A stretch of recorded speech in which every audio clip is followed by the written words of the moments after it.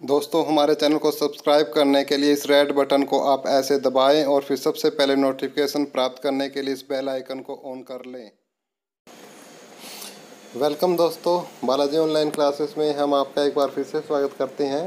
तो दोस्तों हम आगे आपके लिए जो नेक्स्ट जो हमारा जो चले हुआ है यूपी टेट, सी टेट और फर्स्ट ग्रेड और सेकंड ग्रेड शिक्षक भर्ती राजस्थान के लिए जो हमारी साइकोलॉजी की सीरीज़ चली हुई है उसके तहत अब जो हम नेक्स्ट पार्ट है वो लेके आए हैं दोस्तों। तो हम स्टार्ट करते हैं अपना नेक्स्ट पार्ट।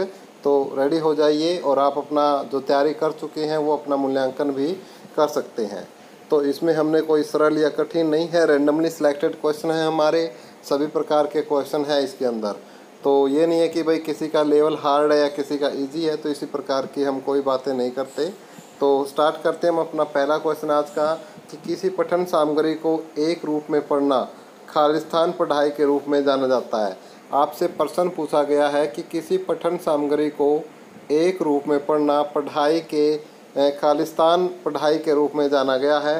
बंटित, समूहित, अंतरालित या इनमें से कोई नहीं। तो इनमें से एक ऑप्शन आपको इस खालिस्तान में फिल करना है। तो आपके अनुसार आंसर क्या होगा, अपना आंसर नोट कर लीजिए और फिर करेक्ट आंसर के साथ मिलान कीजिए। तो करेक्ट आंसर हो जाएगा इनमें से कोई नहीं। तो किस प्रकार का वो रूप है आपको हमें कमेंट करके बताना है। ये आपका होमवर्क भी है आज का कि भाई किसी पठन सामग्री को एक रूप में पढ़ना पढ़ाई के किस रूप में जाना जाता है। तो आप कमेंट कर हमें बताओगे कि इसका आंसर सही क्या होगा, ताकि आप भी क्या है थोड़े से अपना व्यस्त होगे तो पता करोगे, आपको भी जो विषय वस्तु को खोजने में आपकी भी आप खुद की अपने आप हेल्प करोगे। नेक्स्ट है पाठ्यचर्या निर्माण को कार्य माना जाता है। कहता है कि जो पाठ्यचर्या निर्माण है उसको क्या कार्य माना जाता है, एक नेमी कार्य, एक विशेषज्ञता कार्य नहीं, एक अत्यधिक विशेषज्ञ कार्य या एक महत्वपूर्ण कार्य नहीं। तो आपको ऑप्शन को बहुत ही ध्यान से पढ़ना है कि लास्ट तक ऑप्शन में इन्होंने क्या दे रखा है, फिर उसके हिसाब से आपको आंसर देना है। तो इसका आंसर हो जाएगा एक अत्यधिक विशेषज्ञता कार्य, यानी जो पूर्ण रूप से दक्ष हो, विशेषज्ञ हो, वही इस कार्य को कर सकते हैं। तो पाठ्यचर्या निर्माण में एक अत्यधिक विशेषज्ञता कार्य माना जाता है। नेक्स्ट क्वेश्चन है दोस्तों हमारा 33वां क्वेश्चन, विद्यार्थियों की प्रशंसा की जानी चाहिए एकांत में, अलग से, लोगों के बीच, व्यक्तिगत रूप से। तो विद्यार्थियों की प्रशंसा की जानी चाहिए, तो आपके अनुसार क्या है इसका आंसर। तो करेक्ट आंसर है वो आप मिलान कर सकते हो। तो करेक्ट आंसर हो जाएगा लोगों के बीच, क्योंकि जैसे आप विद्यार्थियों की जो प्रशंसा लोगों के बीच करते हो तो उसमें एक अलग प्रकार की उत्तेजना और उत्साह उसमें वर्धन होता है। तो वो और उसमें क्या अंदर से खुशी के पल होते हैं, निकलते हैं, और उसमें फिर वो और ज़्यादा अच्छा करने का प्रयत्न कर सकता है।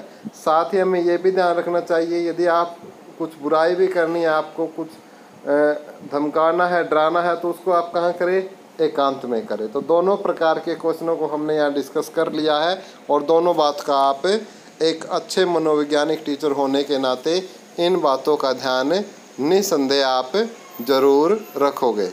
नेक्स्ट देख लेते हैं 34वां क्वेश्चन, निम्नलिखित में से क्या उस खांचे या रेंज को सूचित करता है जिसके भीतर किसी योग्यता या गुण के लिए किसी व्यक्ति में प्रवीणता स्तर को का फैसला किया जाता है। क्वेश्चन है आपसे कि निम्नलिखित में से क्या उस खांचे या रेंज को सूचित करता है, यानी एक पर्टिकुलर जो रेंज है उसको सूचित करता है जिसके भीतर किसी योग्यता या गुण के लिए किसी व्यक्ति की प्रवीणता स्तर का फैसला किया जाता है कि वो कितना प्रवीण है, उसमें उसका फैसला किया जाता है। तो ग्रेड एवं अंक दोनों या इनमें से कोई नहीं।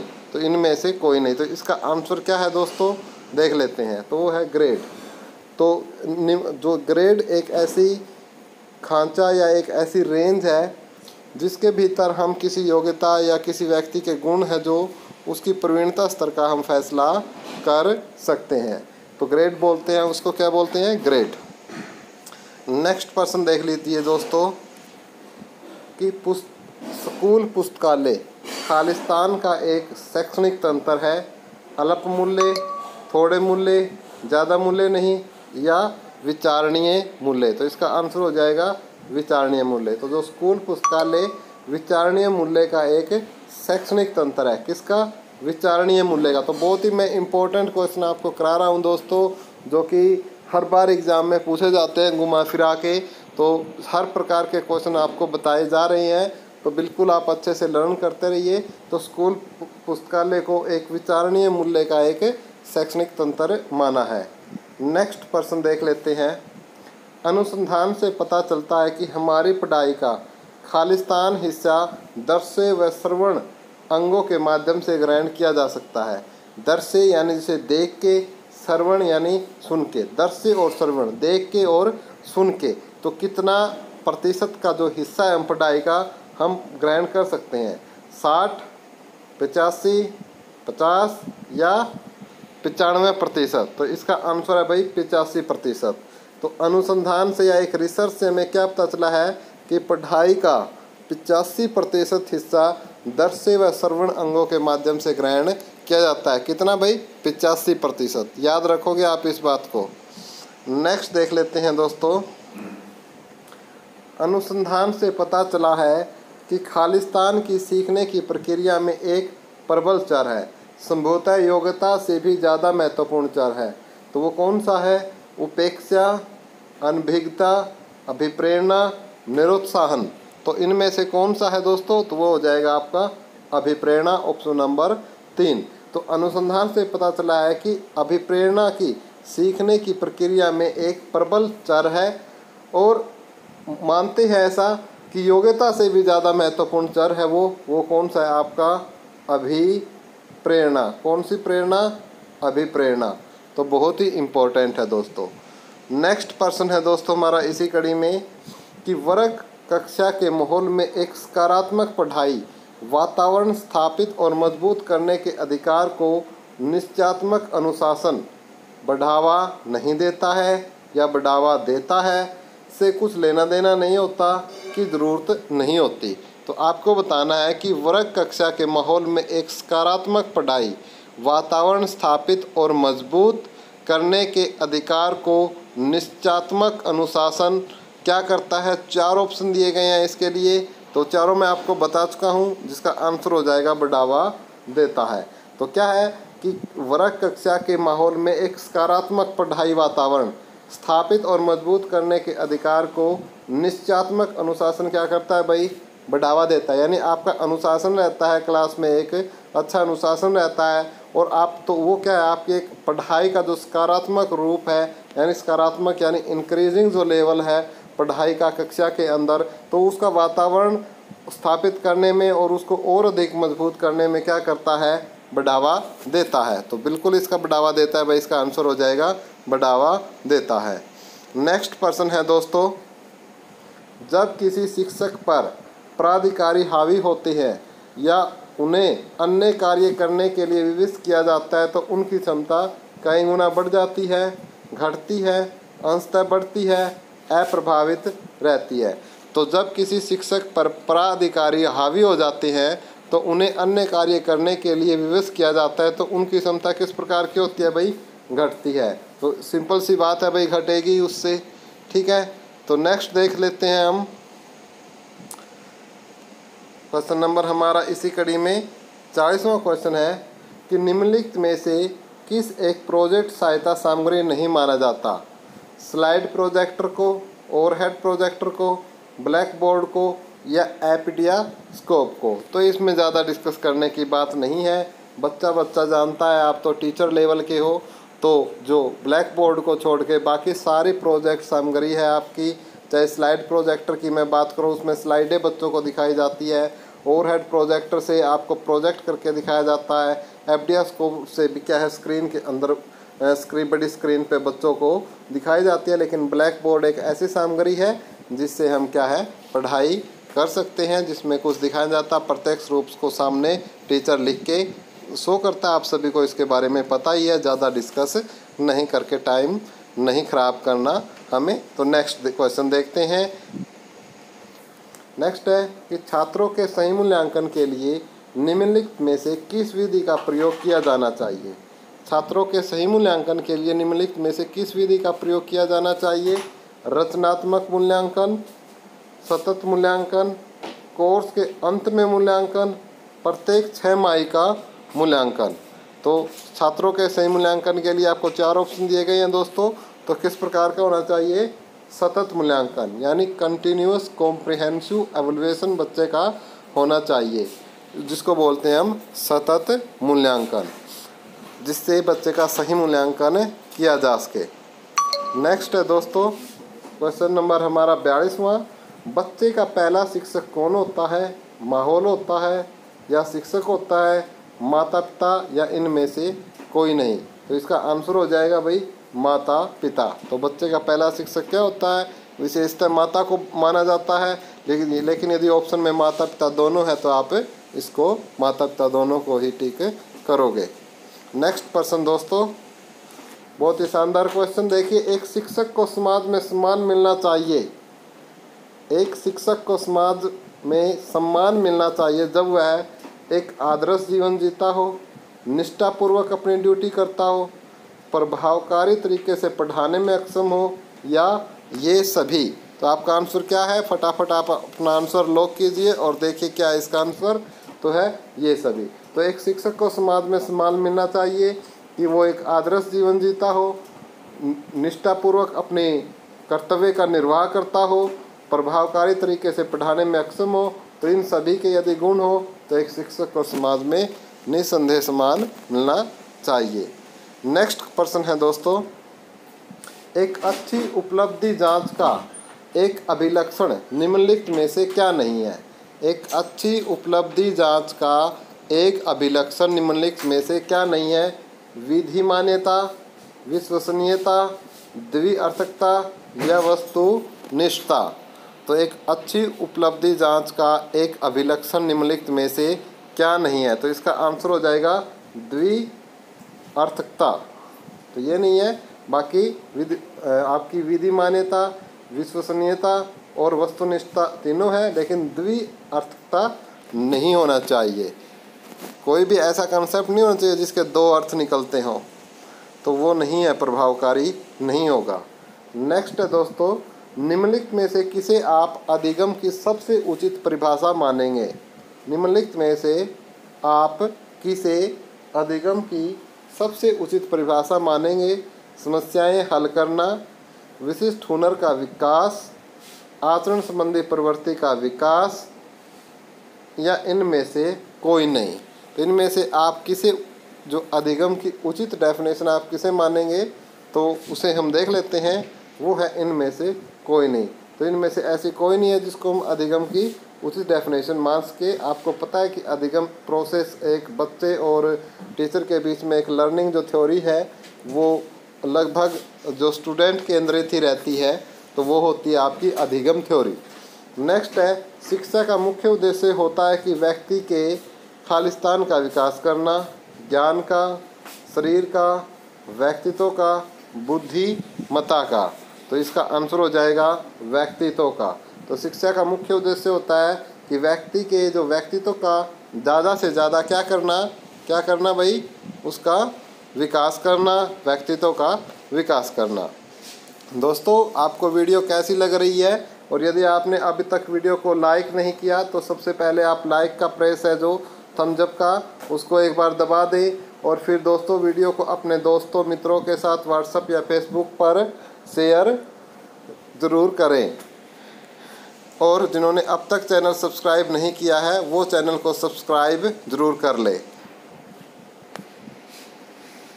नेक्स्ट प्रश्न है हमारा,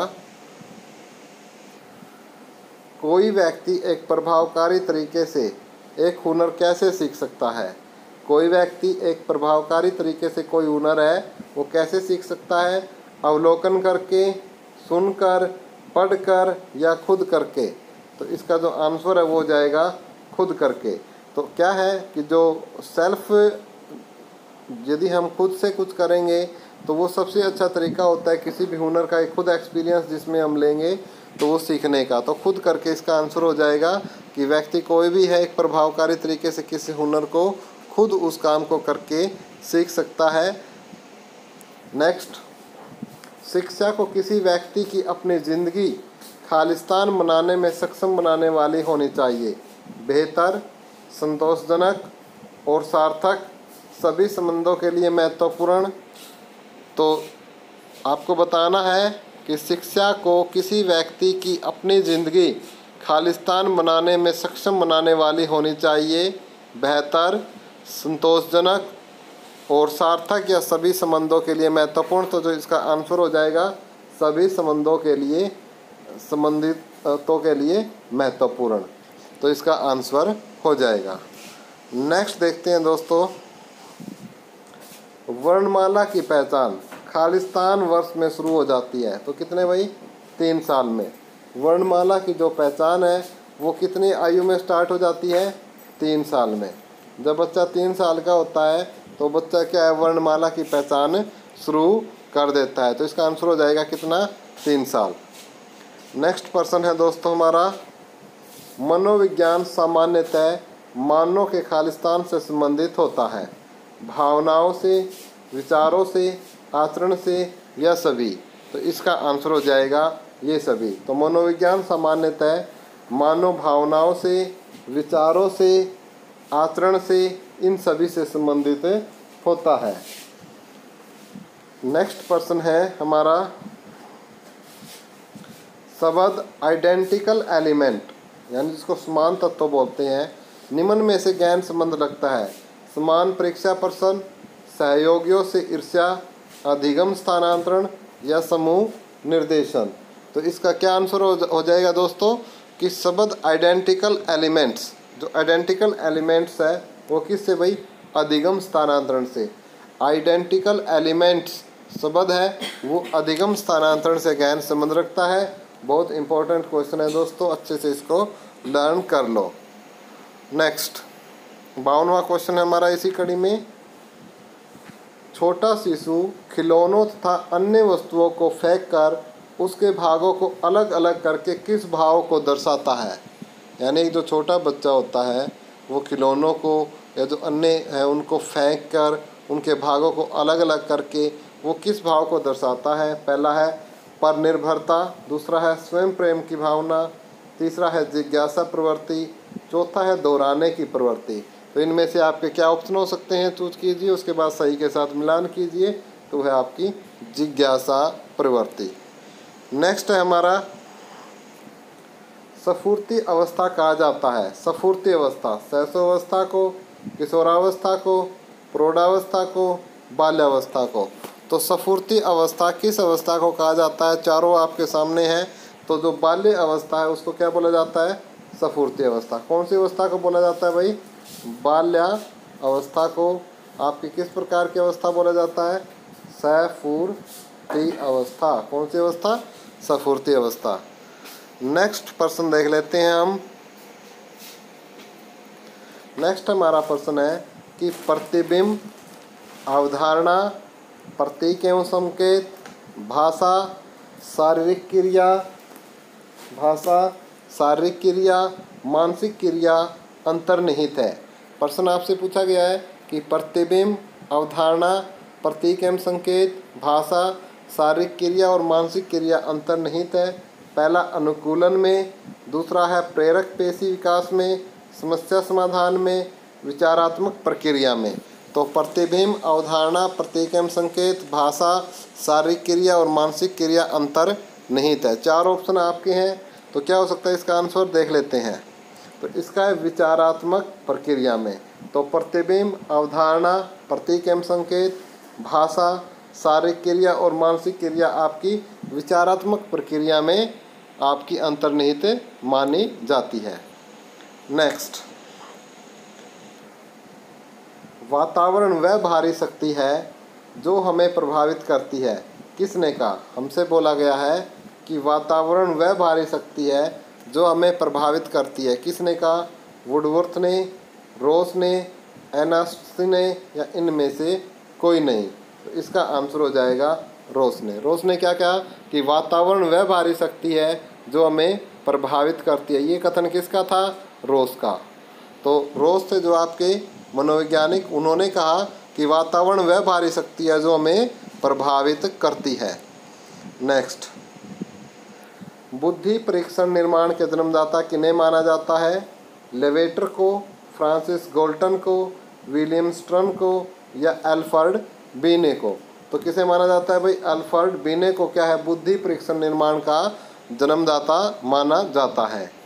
नेक्स्ट प्रश्न है हमारा, संवेदना ज्ञान की पहली सीढ़ी है, यह कथन था मानसिक विकास का, शारीरिक विकास का, ध्यान का विकास या भाषा का विकास का?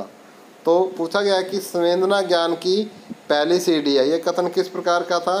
तो यह था आपका मानसिक विकास का। संवेदना ज्ञान की पहली सीढ़ी है, ये कथन आपका मानसिक विकास का है। कौन से विकास का? मानसिक विकास का। नेक्स्ट है हमारा 58वां क्वेश्चन, ब्रिजेज के अनुसार उत्तेजना भाग है।